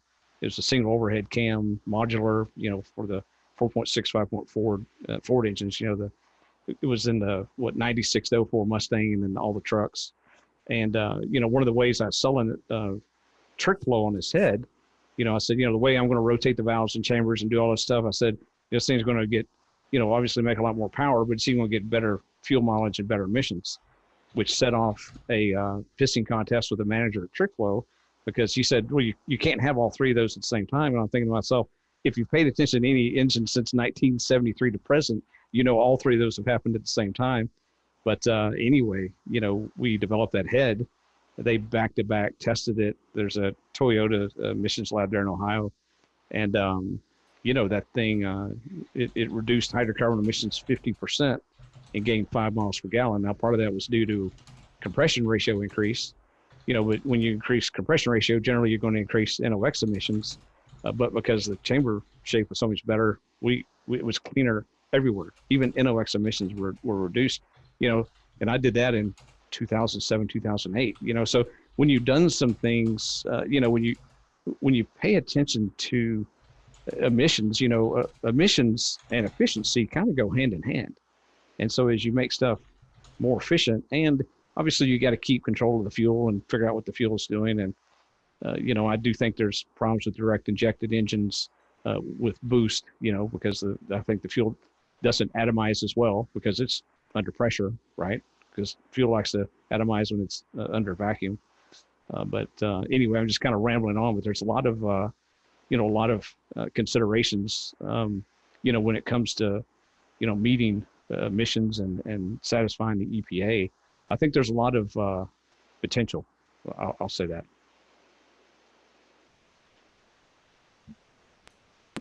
So you're turning this problem into a potential, I don't know, I guess, what's the right word for it? Opportunity. Competitive differentiator. Yep. Every problem is an opportunity. Every problem. There's definitely some people out here talking about this V6 now. Quite a few people talk about this V6 now. Yeah, it's interesting. You got guys talking about it. Buggy guys really want that engine to work. That's a Yeah. hell of a swap for a buggy. That make a great buggy motor, off-road motor. Well, they got to be cheap, right? Oh yeah, They're super cheap in the junkyard, Bill. They're still like cheap. $500 engines. Ooh, like LS's used to be 10 years ago. Yes. We were talking the other day. We fully believe that little V6 is going to be the new junkyard party machine. Yeah. But look at all the Burnouts. other manufacturers making big power. GTR is a 6-cylinder. The GT40 is a 6-cylinder. There's a ton of cars out there making big power with smaller cubic displacement. So why not if it works? Yeah. Unfortunately, the only problem with that engine of big power, in my opinion, is because it's even fire and it has the split rod journal. Mm-hmm. That's going to be a compromised crank. So we'll just have to see. But if it would be good for 1,000, I mean, it'd be a great engine. People. The problem is in today's world, people see 1,000 horse like, oh, that's it. It's like that's 800 horsepower is still a lot of I freaking tell people horsepower. 600 wheel on a Mustang dyno is all you It's a want on the lot. street, man. Like, That's it's- more it's- fun than you can handle. Yeah. But Someone's whatever. asking, have we thought anything about the new GM 6.6 yet? Oh yeah, great. I mean, it's great, right? I mean, now you've got an engine that you can put how much boost to, So, yeah, I'm excited about that. Is that a pushrod single cam motor still? Yeah, it's just like the 6.2, except it's a longer stroke. What about the 4-cam Corvette engines? Is that a reality thing yet? Is that? Yeah, it's coming. Yeah, I know a guy that ran one of the durability dynos that GM tested 2 years ago. So they've been beating on that thing for a while. Good. Oh my God, the world is going to cave in when GM puts a 4-cam motor back in the Corvette. Hasn't happened since 1990. The earth will split open and I know. swallow everyone. Well, the C8R, they ran that engine in C8R all of 2020 and so far in 2021, right? I mean, that engine is coming.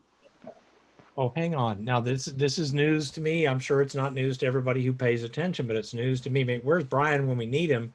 They've been running that motor in the C8R. Yes. People don't realize how much R&D is done in that Corvette racing program. The C5R, all of that, the first 427 LS, all that R&D was done in the Corvette racing program with nobody watching. Yeah. All this time and nobody noticed there was 4-valve heads on the C8 motor. Well, they've noticed. It's just that no one out there is really, because it's so secretive and there's not much information on it. People know it, but there's just no information on it. Like they've done. It's road racing. Just not a ton of following. Yeah. Well, between that and COVID, it's not like you could go to the track and watch them. That's a good point, too.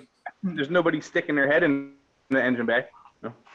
Yeah. Brian, I'm curious. What's the biggest mistake you see people making when they're building a car today? Do you have an opinion on that? Like, Well, don't do this. Like, hey, stop.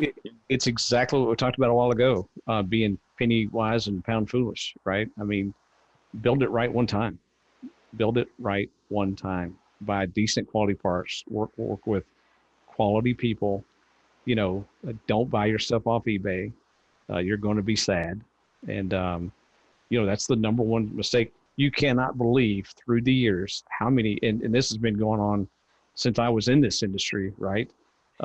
For way over 20 years, people build it, they cheap out the first time, they build it wrong the first time. And I'll tell you a true story. I don't know if you guys remember NMRA Renegade class from the early 2000s. We did really well. We had Bob Kertigan and Jimmy LaRocca and a couple more guys went back-to-back championships in that. 2000, 2001, 2002. And we had cracking problems with the Canfield small Ford head.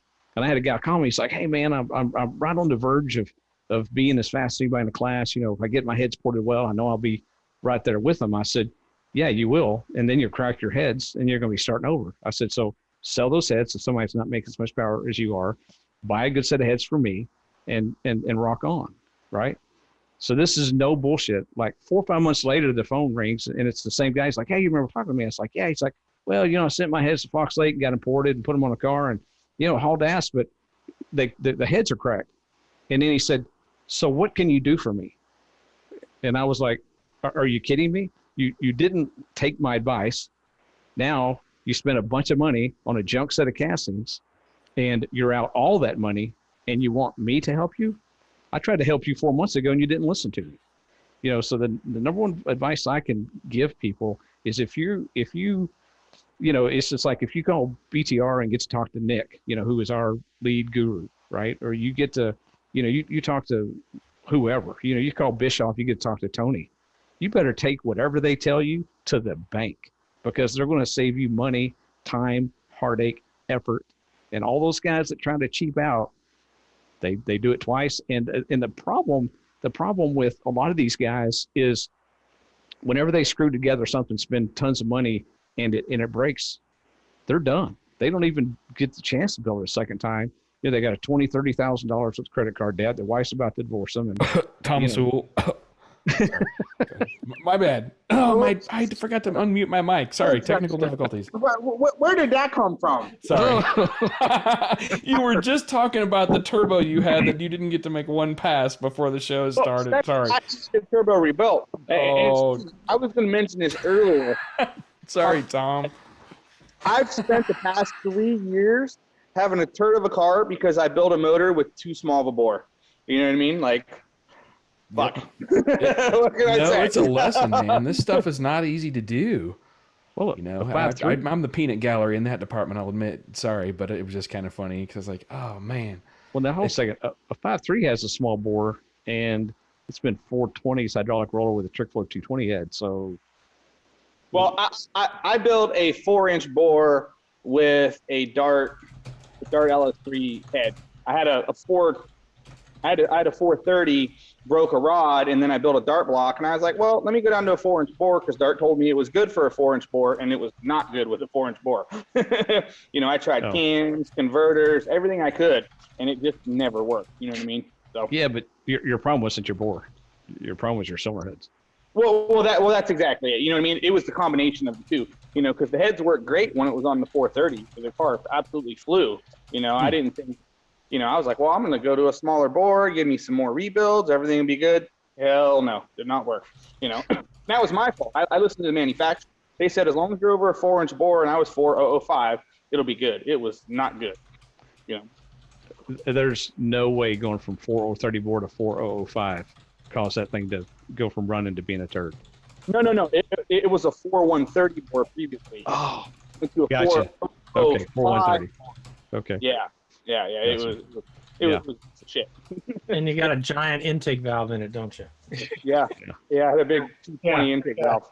Yeah, Yeah. it's crowded as hell. Yeah. I hope y'all are listening tonight to what Brian is saying because you do the right stuff. I'm still moving along. I have an engine I rebuilt in 2014 and we're still on the podium in 2020. So good parts with listening to good people can keep you in the game without having to spend a ton of money every year. Just saying. Amen. Mic drop. Agreed. Yeah. Spend that money right one time. If it takes more time, just spend the time. Do it right. Let me ask you this. How hard was it to build your inventory management and catalog system and website and everything else. And is that like the world's most gigantic nightmare to grow through?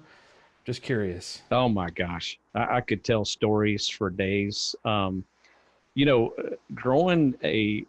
inventory is not too hard. Keeping up with inventory, not too hard. Pushing live inventory to a website, a little more difficult. You can certainly have some real challenges there. What you really, really, really, really, what we've struggled with, we're on our third website, in 9 years of existence, right? We launched it last year. And what happened to us was, our first website, we had it connected to QuickBooks, and I was pretty happy. I had a BigCommerce website, I had QuickBooks, I had a connector to connect the two together. You sell something, the connector, bring it over to QuickBooks and put the order in there. And I was just like, this is freaking fantastic, and then I broke stupid. And I was just like, my buddy, John Bewley, he's like, I want to come off the road and kind of work for you. And I was like, heck yeah, let's start LJMS, and then my other buddy, Jared Kokenauer was like, I want to come to work. And, we bought Race Food Performance. So now we've got 3 different businesses pulling from one inventory in QuickBooks. Let me tell you how good that works. Not at all. Right. So that started a search for an ERP solution. And we've looked at every ERP solution you can think of. Enterprise resource planning. Yes. Yeah. Yep. Yeah. Oh God, XIT world. Keep going. I'm gonna just mute. We looked at all the big boy software. We looked at everything, and we settled on SAP Business One, which is actually a pretty affordable ERP solution. We could run 3 businesses. You could run more than that off of one inventory. Got all the websites connected, and it worked okay. And that was a Magento 1 website. And of course, now we've got this new ERP system and this Magento 1 website, and we got a connector from India, right? Well, working with people from India is extremely difficult, right? Different time zone, you got communication barrier, and this connector was a total piece of crap, and it made our life miserable. I mean, it was awful. And so then we found a new connector called Alufia, based in the U.S. It was great, right? Much better than the Indian thing. But then, there are times where they do stuff and just shut us down and cause us problems, and orders don't come over into the ERP system, and the occasional order just vanishes into thin air and no one knows why. And, we implemented SAP over 5 years ago. And I would say that our integration into SAP is still not complete. 5 years That's not into a surprise. That goes along with every Oracle or SAP implementation I ever heard of or knew about or was involved in. Nevertheless, that you guys are up and running and doing as well as you are is a testament to you and your team, because that's not easy. Anybody who's listening to this audio, there are people on here who do all kinds of things. I just learned that Dar Slavs is in the power generation world. I did not know that. But people that have dealt with ERP he does all kinds of migration, cool stuff with stationary. people that dealt with ERP migrations know just how hard that is. So my hat's off to you guys. That's a lot of work. That brought us to our knees with an Oracle implementation at Cisco. This is freaking Cisco. So I get it. Yeah. So imagine poor BTR with almost no in-house IT support staff, relying on outside developers. It's been a nightmare, and we are not through it. We have more IT problems and tasks to accomplish right now than all other parts of our business combined. Right. That is what a nightmare we are in with IT.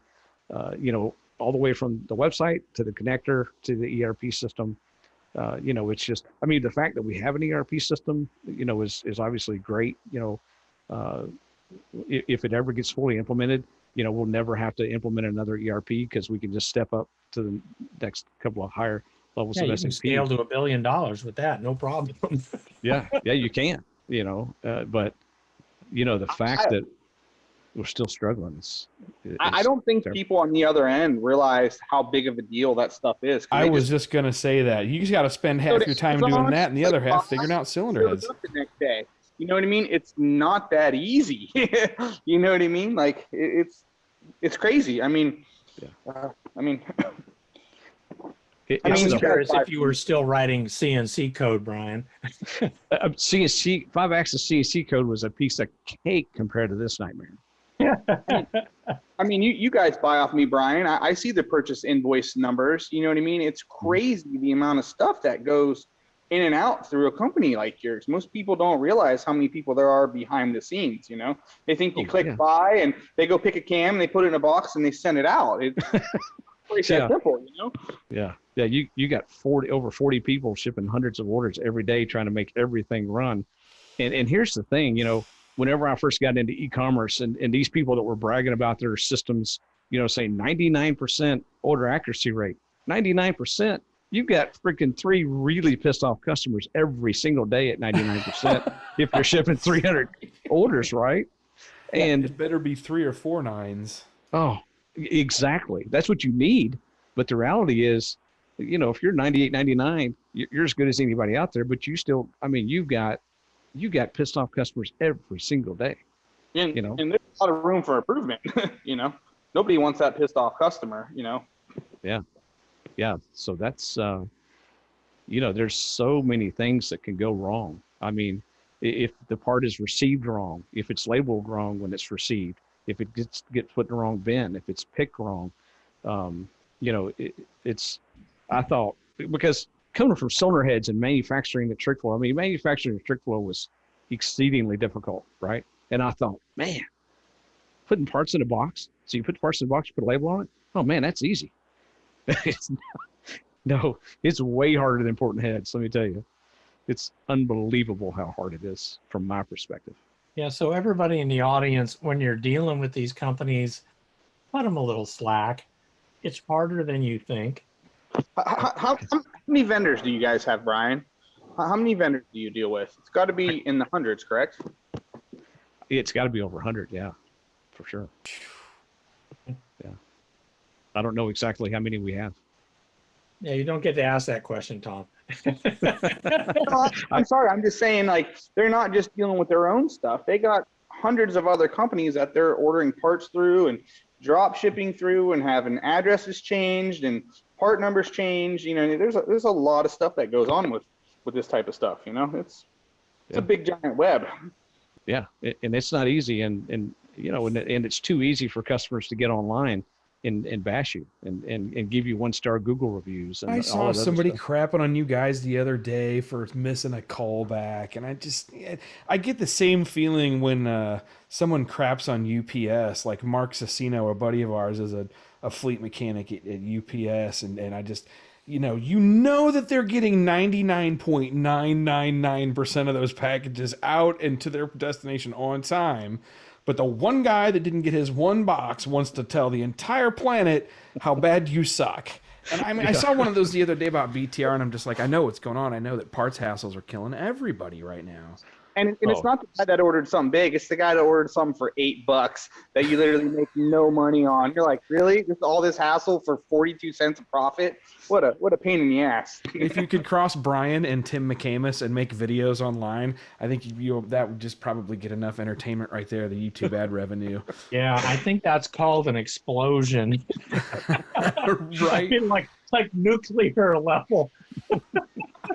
Yeah. Yeah, I wish I was half as entertaining as him. I'd be all over YouTube. Oh my gosh. Doing great tonight, boss. We're getting great feedback. We really appreciate your time, and let us know if we're keeping you too long and you got to hold up. We're about 15 minutes from where we usually will end anyway, but if anyone else has got questions for Brian, kick them up now. So Brian, what are the questions that we should have asked you that we have not? Mm-hmm.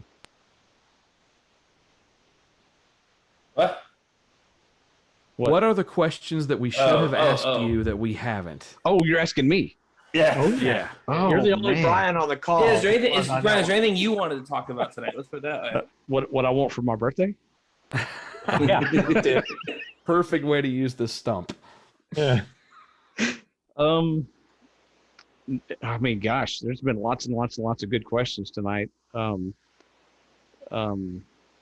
can't really think of anything offhand. You know, I mean, well, here's one of my pet things. Flow bench swirl. Can we talk about flow bench swirl?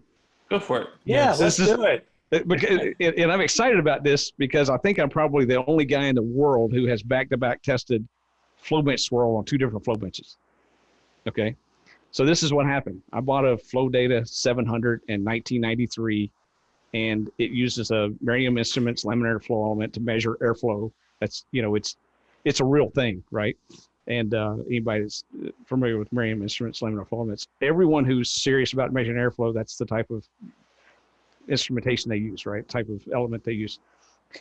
And so, bought this flow bench, and it's got a steel plate like all flow benches, and the hole that you mount the flow fixture on, and about that far below the hole is the bottom of it, and it has this huge K&N air filter. I mean, the air filter must be 5-6 inches tall, right? And that was just the flow bench I bought, right? And and we're flowing heads on it and taking exhaust, and I'm getting bashed sometimes. I mean, bashed bad. You're going to take force, don't flow what you say, your exhaust force, don't flow what you say, blah, blah, blah, blah, blah. Well, I'd only ever had one flow bench. I'd only ever been around one flow bench. So in 2004, when I became part of TrickFlow, they had a Superflow 600, right? And they said, well, we really need to use the Superflow 600 for advertising flow numbers. And I could certainly understand their logic. I said, okay, well, let's flow heads on both benches back to back. Makes sense, right? Made sense to me. Well, we got to flowing heads back to back on these benches. We had a small block Chevy head that was within 1% bench to bench. We had a small block Ford head that was as far off as 10% through the mid-range, bench to bench. And I was just like, well, this is one of the most amazing things I've ever seen at that point in my career, right? I was just like, this is blowing my mind. But I'm looking at this Superflow 600 bench. There's a steel plate. And about that far below it is a plexiglass plate, and the air all is pulled off to one side. And I thought, man, that can't be good. So I thought, if I put a swirl meter on both benches and started measuring, swirl on all these heads back to back, I might see something, right? And so I started doing that. And what was low swirl on one bench, it might be high on the other, and vice versa, right? The stuff's all over the place. And so I finally took the swirl meter and put it on both benches without a head on it, right? Well, without a head on it, it shouldn't swirl, right? So on the flow data, you do that and take your exhaust, it won't move. Well, you do that on a Superflow and it'll spin its ass off, right? So here's a funny story about this. Y'all talking about Brad Nagel and Tony Beshoff. So I was at PRI after I quit TrickFlow. So this is like 2011, I think. We're PRI, and I'm talking to Tony. Of course, I used back in the day port some heads for Tony. They did the port designs. We just did the CNC work, and we're talking about this. And I was like, yeah, this is what happens. And Tony looks at Brad and he's like, well, that's why our small block Chevy left and right hand ports don't flow the same. And I was like, yeah, that's exactly why. That's why. And honestly, I call them stupid flow, which probably isn't very kind, but anyway, so obviously we kept, working with that and evolving with that. And the whole thing just kind of blew my mind because, then we really, really, really started paying attention to swirl on all these different heads we were doing. Because obviously we ported heads for years without measuring swirl because, back then everybody called them squirrel meters. So they probably call them squirrel meters to this day, right? Nobody believes in them. Well, if you use one on Superflow 600, I can understand why, because it's useless data, right? But then we started using it. And, we had heads that flowed well that, some that made really good power and some that didn't seem to make good power. And then once we started measuring swirl and all this stuff, we realized that the heads that seemed to perform better than they should had extremely low swirl. And if somebody's heads that, hey, look good on a flow bench, but just didn't run that well, had extremely high swirl. And then we started, messing with all, swirl dams and all these different things in the bowl of the intake port. And, and learned a ton. It was just, it was amazing to work with all that. So we figured all that out, around 2006, 2007. You can get on any forum, any place in the world right now today and get in the biggest pissing contest about Superflow 600 flow benches you've ever seen. And I'm going to rag on Darren Morgan here. I hope he's out there. I hope somebody conveys this to him. I've been trying to get him to put a swirl meter on his 600 bench for 3 years, and he's yet to do it. And That is when because everybody's like, oh, it's just a tool. It's all relative. Well, if you got one head that's 1% bench to bench and one head that's 10% bench to bench, that's like a multimeter that can't measure current the same. One part of your house it's 110 volts, another part of your house it's 120 volts, a different part of your house it's 100.